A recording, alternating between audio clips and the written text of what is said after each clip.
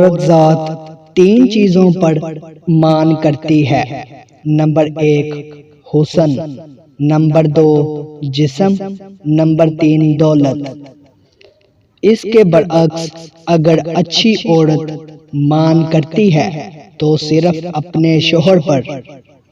مال و دنیا جھگڑے اور فساد کی جڑ ہے، جو اس سے بچ گیا وہی حضور الہی کا حقدار بن گیا۔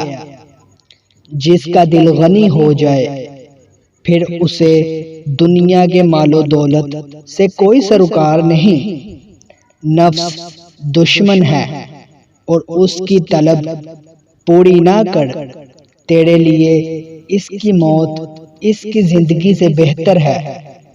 میں ناقص شرمندہ کو نصیحت کرتا ہوں کہ اے ناقص ہوائے نفس سے باز آ جا اور خدا کی طرف جا۔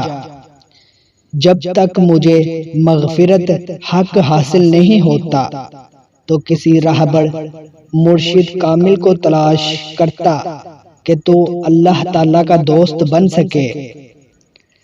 نفس 4 چیزوں سے ہلاک ہو جاتا ہے: خاموشی کا خنجر، بھوک کی تلوار، لوگوں کے مجمع سے الگ تھلگ اور تنہا رہنا، کم سونا۔ عشق کسی سے نہیں ہوتا، جو یہ دعویٰ کرتا ہے وہ جھوٹا ہے، کیونکہ اللہ تعالیٰ خود عشق ہے اور عشق سے عشق ہوتا ہے۔ نفس سے ہوشیار رہو اور خدا اس کے شر سے محفوظ رکھے۔ مرشد کامل وہ ہے جس کی نظر 1000 سال کے سجدوں سے زیادہ فضیلت اور علم رسمی سے زیادہ اثر رکھتی ہے۔ علم ایک روشن شاہراہ ہے اور ہادی ایک رہنما ہے۔